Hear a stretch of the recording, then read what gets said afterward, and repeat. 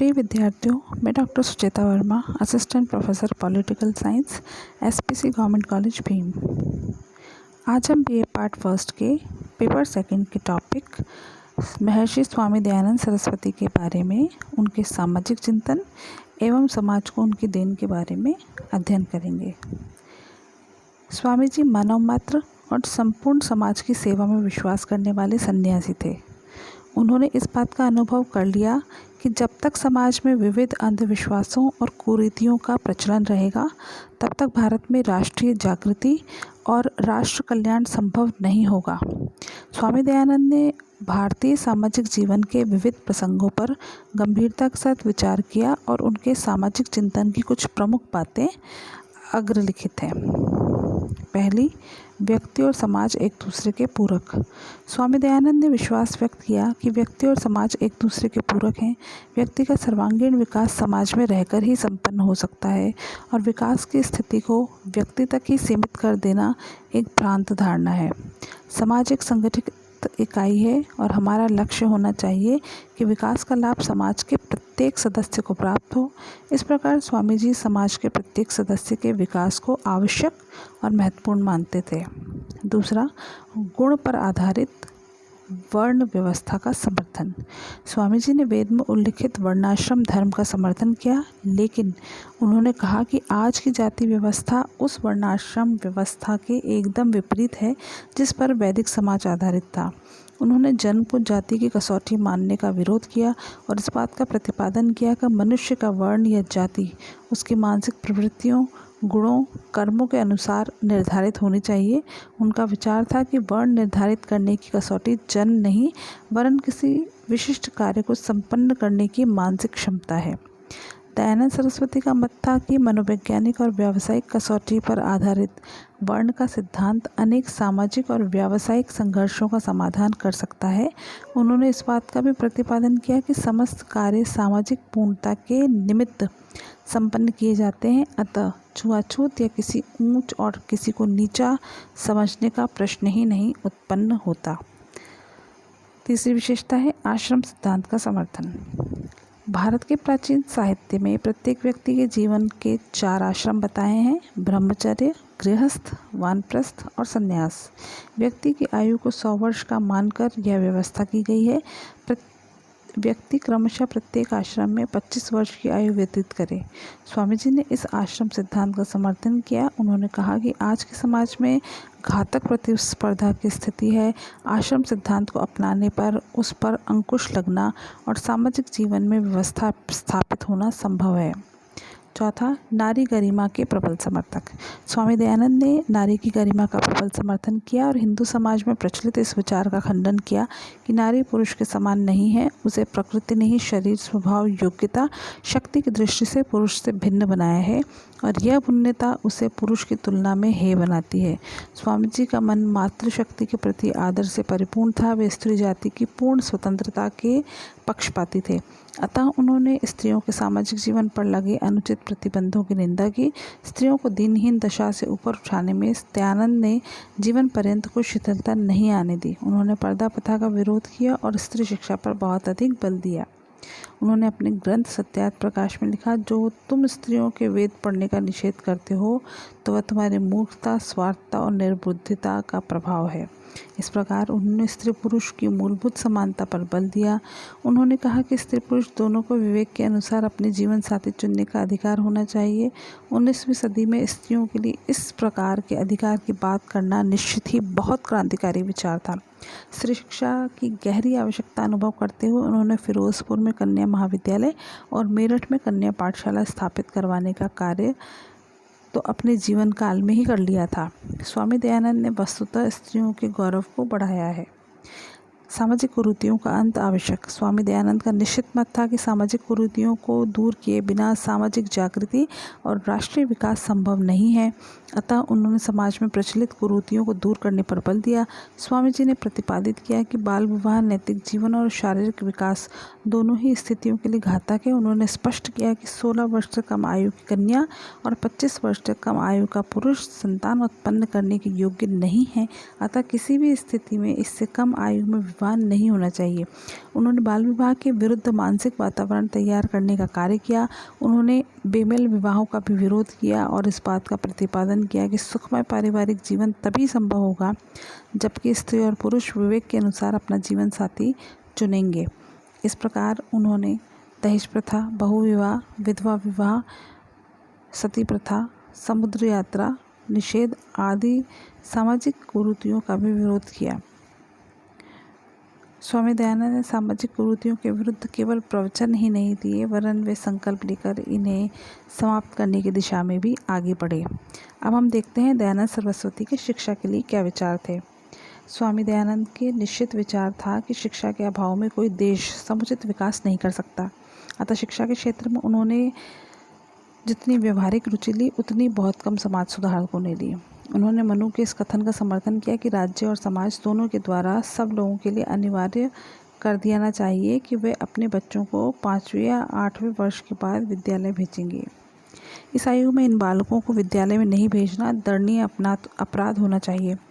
दयानंद ने शिक्षा को व्यापक अर्थ में लिया। उनके लिए शिक्षा का अर्थ था शरीर का निर्माण, इंद्रियों की साधना और बौद्धिक शक्तियों का विकास।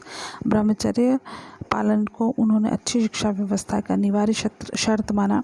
प्रारंभिक शिक्षा के विषय में उन्होंने माता पिता को बालक का प्रथम गुरु बताया और लिखा कि माता पिता के उपदेश से संतान को जितना लाभ हो सकता है उतना किसी और के द्वारा नहीं हो सकता।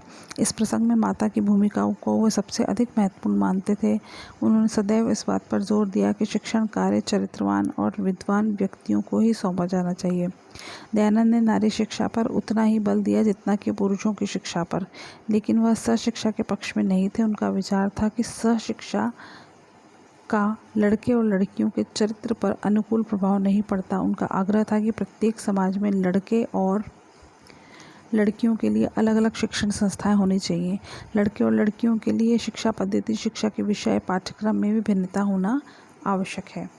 दयानंद ने ऐसी शिक्षा पद्धति अपनाने पर बल दिया जो पूर्ण रूप से राष्ट्रीय हो और ऐसे नागरिक उत्पन्न करती हो जो कि समाज में कर्तव्य परायणता और उत्तरदायित्व की भावना को बढ़ाए और वो इस तरह की भावना उनमें विद्यमान हो। इस दृष्टि से उन्होंने गुरुकुलों की भी स्थापना की जहाँ तरुण ब्रह्मचारीगण आचार्यों की निगरानी में शिक्षा के अर्जन और व्यक्तित्व का विकास कर सकें। गुरुकुल में सभी वर्गों और जातियों के बच्चों को समानता के आधार पर प्रवेश मिलना चाहिए। इनके बीच में धनी, निर्धन तथा कोई भी किसी भी प्रकार का जातिगत भेदभाव नहीं करना चाहिए।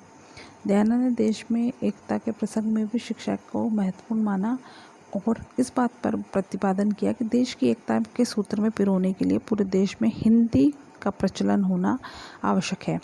उनकी शिक्षा योजना में हिंदी के साथ साथ अंग्रेजी भाषा और पाश्चात्य शिक्षा के प्रचार प्रसार के लिए भी स्थान था। आर्य समाज ने गुरुकुलों के साथ साथ सारे देश में पाश्चात्य शिक्षा व्यवस्था पर आधारित स्कूल और कॉलेज भी स्थापित किए। शिक्षण संस्थाएं ही स्वामी दयानंद के सच्चे स्मारक हैं। स्वामी दयानंद सरस्वती की समाज को देन। स्वामी दयानंद सरस्वती मूलतः एक धार्मिक व्यक्ति थे, लेकिन उनका लक्ष्य केवल स्वयं के आध्यात्मिक कल्याण तक ही सीमित नहीं था। वे एक मानवतावादी साधु थे। वे समाज और देश के प्रति अपने कर्तव्यों को सर्वोपरि मानते थे। इस दृष्टि से वे सर्वोच्च सत्य के अन्वेषक और अन्याय के विरुद्ध संघर्ष करने वाले जन्मजात योद्धा थे। रोमारोला के शब्दों में वे राष्ट्रीय संगठन और पुनर्निर्माण के सर्वाधिक महत्वपूर्ण पैगंबर थे। भारतीय समाज और भारतीय राष्ट्र के उत्थान में उनका योगदान अविस्मरणीय है। पहला, हिंदुत्व को पुनर्जीवित किया। दयानंद के समय में हिंदू समाज नैतिक कायरता, बौद्धिक पतन और सामाजिक अधोगति से पीड़ित था। समस्त समाज एक विशेष प्रकार की आत्मग्लानि से दबा हुआ था। हिंदू समाज को एक ऐसे नेता की आवश्यकता थी जो उन्हें निराशा से मुक्त करके विश्वास का नया संबल प्रदान कर सके, और स्वामी दयानंद सरस्वती ने इस कमी को पूरा किया। स्वामी दयानंद ने अनुभव किया कि हिंदू समाज की आत्मग्लानि के कारण दोहरे हैं। एक और तो इस्लाम और ईसाई धर्म प्रचारकों के आक्रमण में उनमें हिंसा की भावना ने जन्म ले लिया और वे इन धर्मों की ओर आकर्षित हो रहे हैं। दूसरी ओर धार्मिक अंधविश्वासों, कुरीतियों ने उनकी शक्ति को समाप्त कर दिया है। दयानंद ने बुद्धिवाद की मशाल जलाई और मूर्ति पूजा, पुरोहितवाद, धार्मिक वितंडावाद पर कठोर प्रहार करे। उन्होंने हिंदू समाज में स्वाभिमान और आत्मगौरव को पुनः प्रदान किया और इस्लाम और ईसाई मत की निर्बलताओं के प्रति पूरी शक्ति के साथ उजागर कर दिया। स्वामी जी ने इस दोहरे उपचार ने हिंदुत्व को पुनः जीवित कर दिया। स्वामी जी की मृत्यु पर थियोसॉफिस्ट अखबार ने लिखा था, उन्होंने जर्जर हिंदुत्व के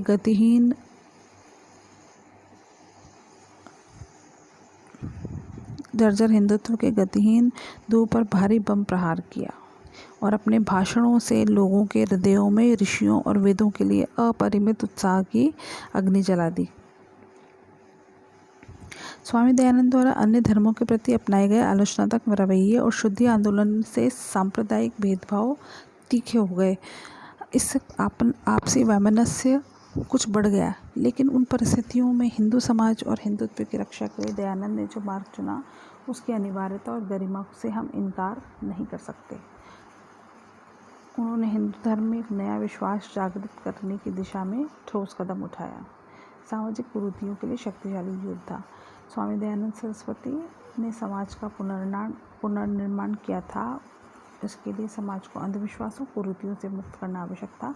अतः उन्हें बाल विवाह, बहुविवाह, विधवा विवाह निषेध, नारी शिक्षा और अधोगति, छुआछूत, दहेज प्रथा आदि सामाजिक कुरीतियों के विरुद्ध युद्ध प्रारंभ कर दिया।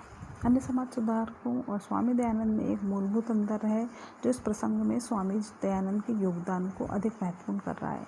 साहित्यकार दिनकर के शब्दों में, उन्होंने धीरे धीरे पपड़ियों को तोड़ने का काम न करके एक साथ ही एक चोट में साफ कर देने का निश्चय किया। दयानंद के अन्य समकालिक सुधारक मात्र सुधारक थे, किंतु दयानंद क्रांति वेग से आगे बढ़े। आर्य समाज की स्थापना। स्वामी दयानंद सरस्वती ने 10 अप्रैल 1875 को बम्बई में आर्य समाज की स्थापना की और इसके बाद पूरे पंजाब, उत्तर भारत में आर्य समाज की शाखाओं का जाल बिछ गया। आर्य समाज ने हिंदू जाति के उत्थान के लिए एक जीवित माध्यम का कार्य किया। इस संस्था ने हिंदू जाति को संगठित किया, अन्याय, अंधविश्वास, कुरीतियों और के विरुद्ध संघर्ष करने का साहस भी प्रदान किया। उनमें देश प्रेम की भावना जागृत की। आर्य समाज के द्वारा सभी व्यक्तियों के लिए समान रूप से उसके द्वार खुले हैं। इस संस्था में एक जागृति आंदोलन के रूप में कार्य किया है। ईसाइयत और इस्लाम के आक्रमणों को हिंदुत्व की रक्षा करने में जितनी मुसीबतें आर्य समाज ने झेली, उतनी किसी और संस्था ने नहीं झेली। शिक्षा के क्षेत्र में भी आर्य समाज का योगदान सर्वविदित है। भारतीय राष्ट्रवाद में प्राण फूंके। दयानंद सरस्वती ने इस सत्य को समझा कि आत्मग्लानि से पीड़ित कोई समाज देश की स्वतंत्रता की बात नहीं सोच सकता। अतः सर्वप्रथम तो उन्होंने हिंदू समाज की आत्मग्लानि और हीनता बोध से मुक्त कराया। स्वयं नैतिक साहस का परिचय देकर देश की जनता में साहस का संचार किया।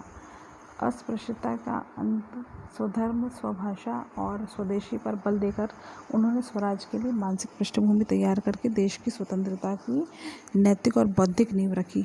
दयानंद सरस्वती स्वतंत्र भारत के स्वप्न दृष्टा थे। उनके आलोचक वैलेंटाइन शिरोल ने उनके बारे में कहा है कि दयानंद की शिक्षाओं की मुख्य प्रवृत्ति हिंदुत्व को सुधार करने की उतनी नहीं है जितनी कि उसे उन विदेशी प्रभावों के विरुद्ध प्रतिरोध के लिए संगठित करने की है, जो उनके विचार में हिंदुत्व का विराष्ट्रीयकरण कर रहे थे।